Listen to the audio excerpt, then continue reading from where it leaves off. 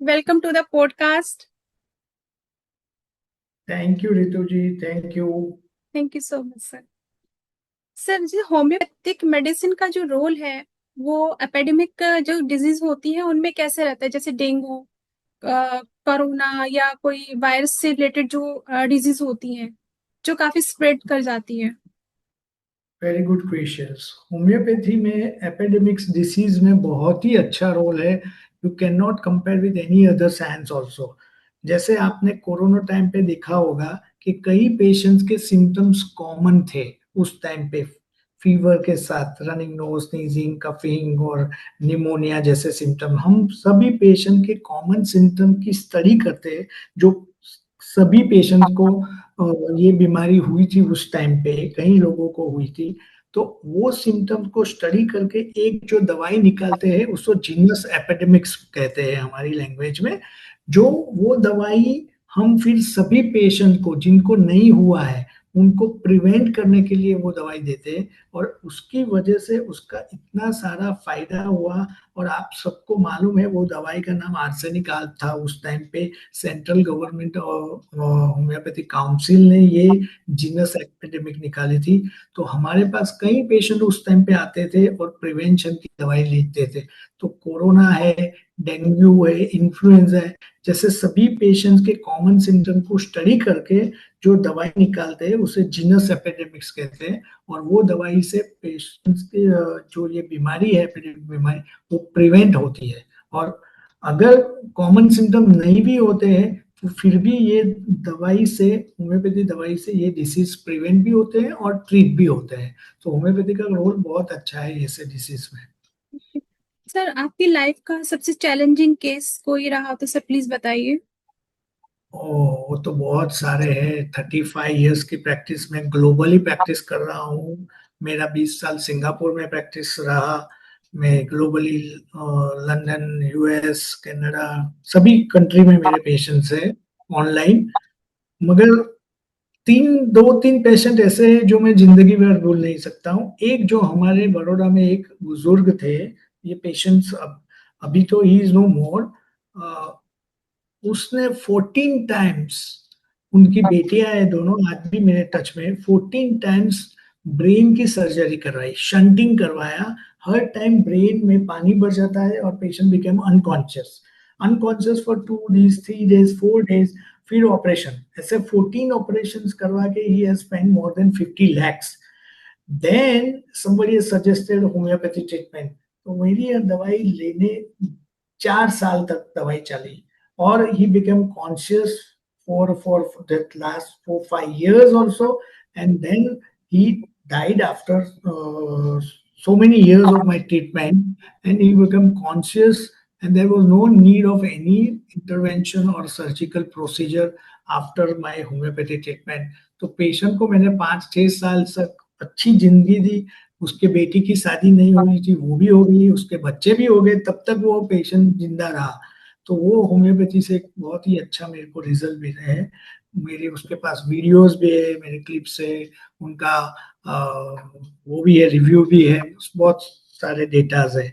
दूसरी एक लड़की थी छोटी जिसपे एक भी बाल नहीं थे, स्काल पे एक भी, नॉट अ सिंगल बाल, complete baldness in the age of 7 to 8 years old होगी बच्ची। तो उसको दवाई देने से 2 साल, 1 2 साल दवाई दी थी, सब बाल आ गए।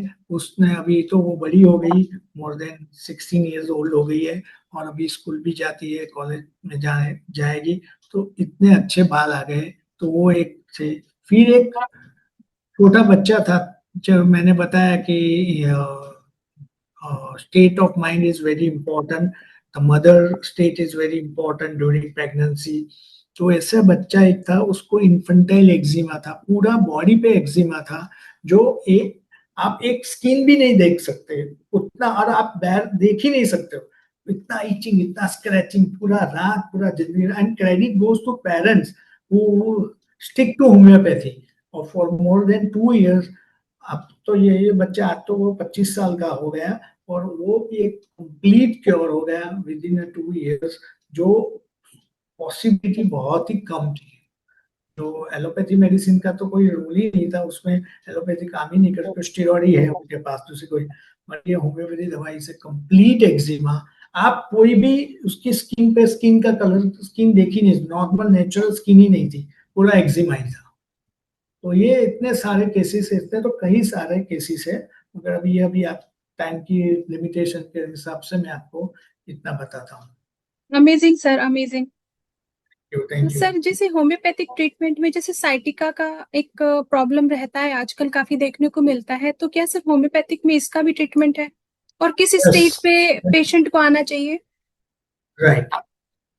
अभी रिसेंटली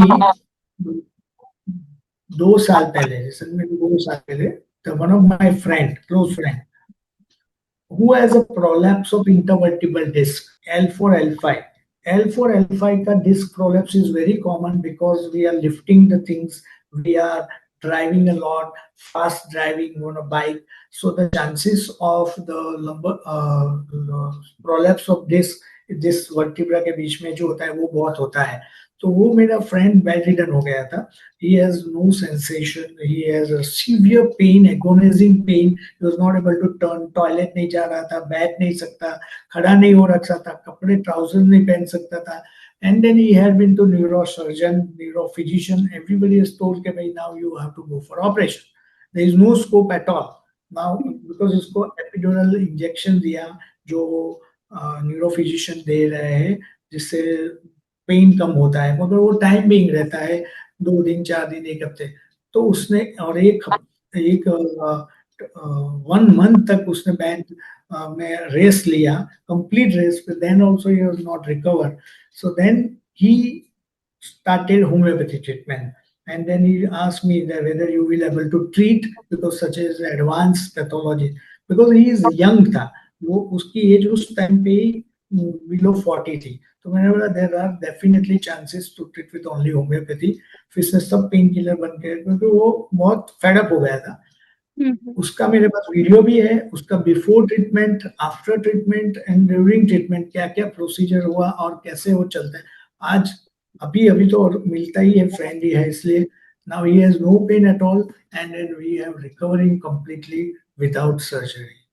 सो ऐसे कई केसेस हैं, और साइटिका में होम्योपैथी बहुत अच्छा है। हाँ, कई टाइम बहुत ही डिफिकल्ट हो जाता है ओल्ड एज में, जब ही बिकॉज मसल्स लिगामेंट जो स्ट्रेंथन करते हैं स्पाइनल कॉर्ड, वो भी बहुत वीक हो जाता है। वो केसेस में हम लोग को कई टाइम सर्जरी अलाउ करना पड़ता है। Otherwise in a young age prolapse intervertebral disc causes sciatic problem, complication है, one of the complication of prolapse interval that 100% treat with homeopathy. Sir approximate कितना टाइम लेता है इस तरह का जो आपने एक केस डिस्कस किया? Three three months, 3 months, 3 months, only 3 months? 3 months, 3 months. Very nice. तो सर कुछ सजेस्ट कीजिए जो डायबिटिक पेशेंट हैं, जो शुगर के पेशेंट हैं, तो उनके लिए भी सर बताइए कुछ। पेशेंट को, एक तो होम्योपैथी में दवाई है, मगर हर एक शुगर के पेशेंट्स होम्योपैथी दवाई से इम्प्रूव नहीं होते, वो भी एक ट्रू है। So I cannot claim that every diabetic patient is better with homeopathy medicine only. Myself is also suffering from diabetes, and my treatment for more than 10 years was under control with homeopathy. Then after it was not helping because of autoimmune diabetes है। मेरे mother को भी था, मेरे father को भी था। तो इसमें lifestyle is very important, but complication of diabetes can be treat with homeopathy, like neuropathy है या रेटाइनोपैथी है या दूसरे को भी है, उसको प्रिवेंट कर सकते हैं और उसको ट्रीट कर सकते हैं। मगर डायबिटीज जो बॉर्डर लाइन है, जो बॉर्डर लाइन है, जिनका लाइफस्टाइल की वजह से डायबिटीज है, वो 100% होम्योपैथी से होता है।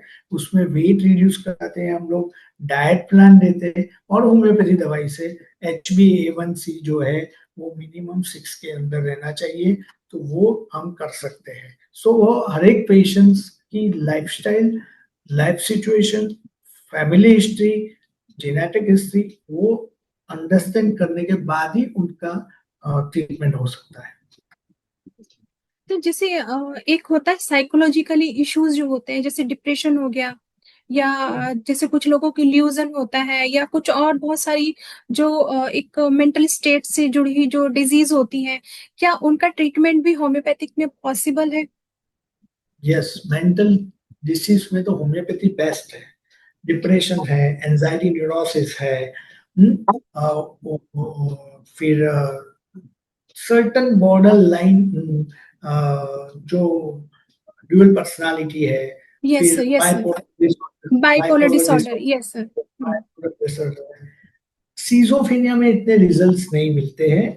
बहुत ही बहुत ही एक्यूट मेडिसिन और बॉर्डर लाइन हो गए तो टेम्पररी, मगर डिप्रेशन है, एंजाइटीज है और बाइपोलर है, उसमें काफी अच्छे रिजल्ट्स मिलते हैं। Again it is all depend on how patients regular taking medicine. कई टाइम पेशेंट 6 महीने 1 साल में फेड अप हो जाते हैं और they will leave the treatment in between, and that's why they will not improve very well, because the treatment is not continue for quite longer time. So that is the main reasons.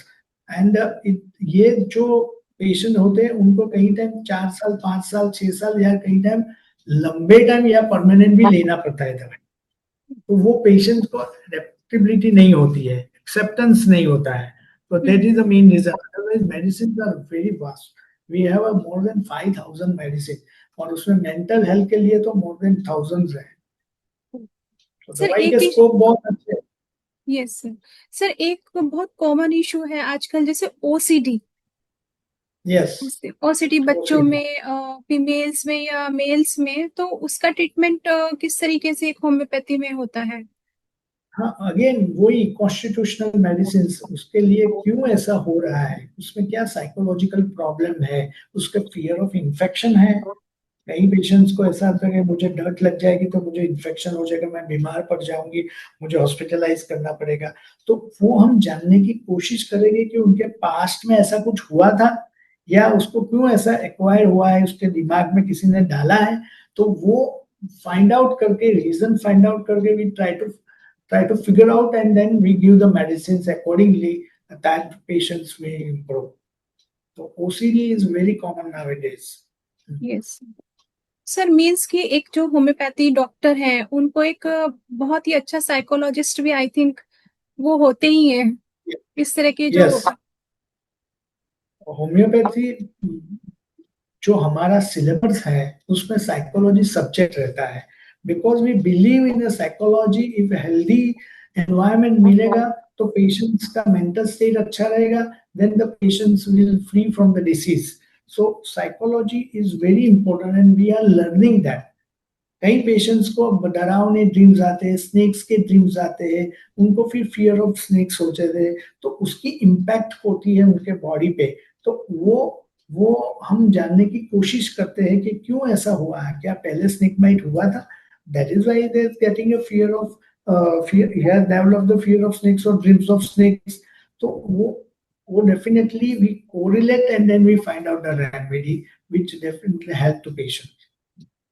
तो sir किस तरह के जो patient होते हैं जिनको कि जो होम्योपैथी है वो टेक केयर नहीं कर पाता है?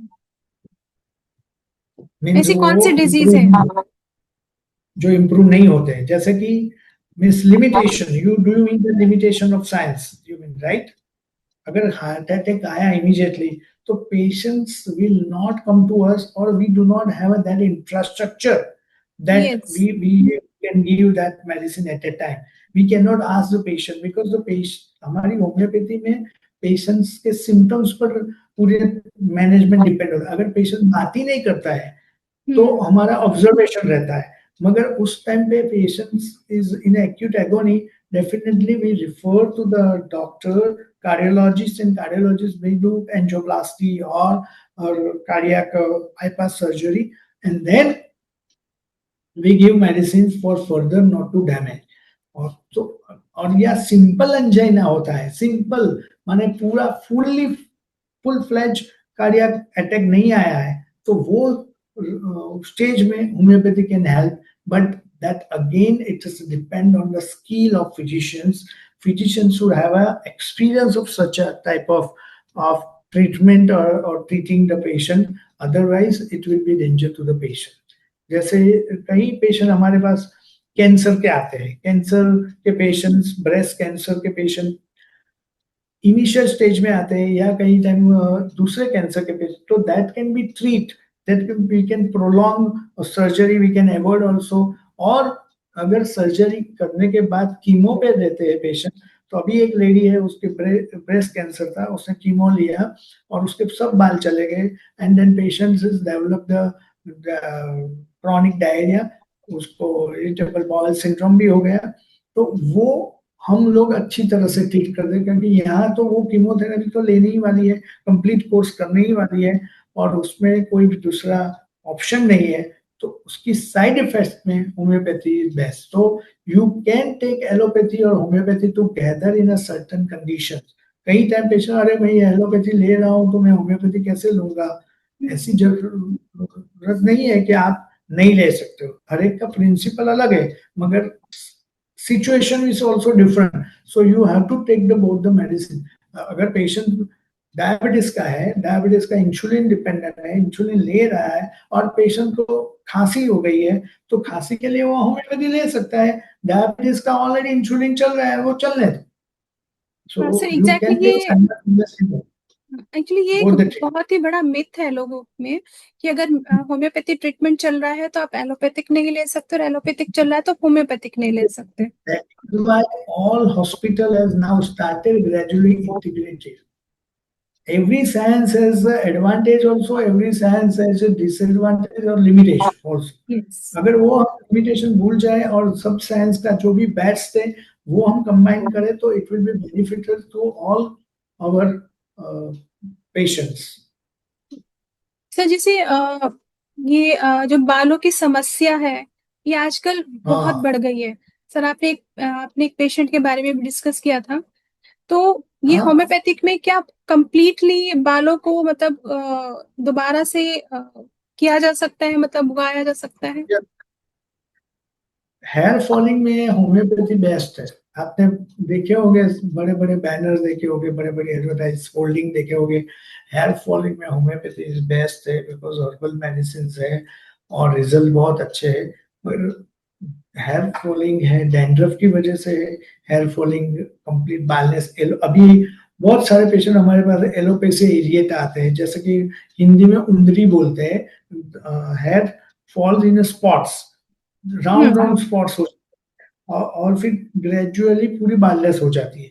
तो हाँ। उसमें हमारे रिजल्ट बहुत ही अच्छे हैं। जनरल हेयर फॉलिंग में तो है ही, ग्रोथ के लिए है, डैंड्रफ के लिए है, एलोपेशिया एरिएटा में अच्छे है। मगर कहीं जो ऑटो इम्यून होते हैं हम्म। उसमें रिजल्ट थोड़े शेकी होते हैं। उसमें पेशेंट्स की रेगुलरिटी इंपॉर्टेंट है और फिजिशियंस की स्किल भी इंपॉर्टेंट है। अदरवाइज हेयर फॉलिंग में होम्योपैथी बेस्ट है। तो जैसे आजकल एक बहुत बड़ा प्रॉब्लम है नींद ना आना, तो उसका भी स्लीपलेस ट्रीटमेंट? यस। स्लीपलेसनेस के रीजंस बहुत होते हैं। Sleeplessness because of the past experience, sleeplessness because of the any hormonal changes in the body, और बिकॉज मेनोपॉज में स्लीपलेसनेस आल्सो कॉमन है, या कोई फ्रस्ट्रेशन है, या एंजाइटीज रहती है। तो ये हम हमारी साइंस में इम्पोर्टेंट है कि हम लोग रूट कोज को जानना चाहते हैं। यहाँ को एल्प्रेक्स दे देते हैं, आपको हम्म। कुछ पूछते नहीं है, आपको नींद नहीं आती है, एल्प्रेक्स ले लो, आप सो जाओ। मगर वो कितने टाइम लेंगे आप? 20 साल 30 साल तक लेते ही रहोगे आप, तो उसकी फिर एक एक दिन ऐसा आएगा कि वो दवाई काम ही नहीं करेगी, तो आपको फिर वो अल्ट्रेक्स से ऊपर जाना पड़ेगा, तो उसकी फिर साइड इफेक्ट रहती है। तो उससे ज्यादा अच्छा है कि आप पेशेंट के साथ बात करो, पूछो कि क्यों नहीं आती है नींद आपको। वो वरी है, बैक ऑफ द माइंड में कोई डिसअपॉइंटमेंट है, कोई फ्रस्ट्रेशन है, नो डाउट। वो दवाई से कोई उसका जो भी सिचुएशन वो तो चेंज नहीं होने वाला, मगर वो सिचुएशन को पॉजिटिवली टैकल करने से काफी फायदा होता है। तो जब आपने देखा होगा वो पिक्चर में, all is well all is well, क्या यस। है कि आपको पॉजिटिव रहना है और आपको वो थिंग्स को बेयर करने की, इम्यून सिस्टम को हमको स्ट्रांग करना है, वो होम्योपैथी कर सकते हैं। तो जैसे आपने बताया कि आप ऑनलाइन ट्रीटमेंट भी जैसे प्रोवाइड करते हैं, तो सर अगर आपसे कोई कांटेक्ट करना चाहे अपने ट्रीटमेंट के लिए हम्म। ऑनलाइन, तो आपको कैसे मतलब कैसे रीच आउट कर सकता है? कोई भी पेशेंट, अभी मेरा नंबर व्हाट्सएप पे नंबर है, उस पे वो नंबर पे वो लोग हाई करके उनका नाम देखते हैं, फिर हम लोग अकॉर्डिंगली टाइम देते हैं, because it require 1 hour minimum. तो यस। फिर ऑनलाइन जूम लिंक भेजते हैं या video consulting online WhatsApp call करते हैं, और फिर पेशेंट जहाँ भी होता है वहाँ हम कुरियर से दवाई भेजते हैं। अगर ओके। अब्रॉड है तो उनकी जिम्मेदारी खुद की रहती है, क्योंकि अब्रॉड कई स्टेट में दवाई जाती नहीं है, कई कंट्री में, तो वो कोई ना कोई रिलेटिव ले जाता है। तो उस हिसाब से, और ऑनलाइन फीस स्ट्रक्चर्स वो उनको बता देते हैं, तो उस हिसाब से वो फी ट्रांसफर करते हैं। ऑल इन तो इंडिया बहुत आप। इजी है। Nowadays, this I was practicing in Singapore every 2 months, and I was used to stay for 10 days. Now after Corona, I came to know that this is the best online. अगर आपके बाल गिर रहे हैं तो मुझे कहा बाल को थोड़ी देखना है, आपके सिम्टम्स को ही लेना है। आपको एसिडिटी हो रही है, मुझको एब्डोमेन थोड़ी ओपन करना है, मुझे तो पूछना ही है आपको कभी एसिडिटी ज्यादा होती है। तो it is a more what patient should feel and has to convey to the physician, and physician has to understand properly, and according to symptoms we have to give the medicine. So this is very easy, and sir all in India आपका ये सब आप medicine वगैरह सब provide करा देंगे? All okay. India, global, everywhere. Okay. कहीं कहीं यूएस में पेशेंट रहते हैं तो वहाँ दवाई कोई ले जाने वाला नहीं होता है, तो वहाँ फार्मेसीज होती है, तो हम प्रिस्क्राइब करते हैं, तो वो बाई भी कर लेते हैं, ऐसा भी करते हैं, तो they have to pay the consultation. That way also we are doing. So every time the whatever the requirement is there we can do and help the patients. ठीक है, तो आपका जो कांटेक्ट डिटेल्स है मैं अपने डिस्क्रिप्शन में जरूर डालूंगी, और जो लोग जिनको जरूरत है ट्रीटमेंट के लिए जरूर वो आपको कांटेक्ट करेंगे sir. And thank you so much sir, आपने इतना अच्छा अपना जो एक्सपीरियंस शेयर किया, और आई थिंक ये बहुत लोगों को हेल्प करेगा। Thank you so much sir. Thank you.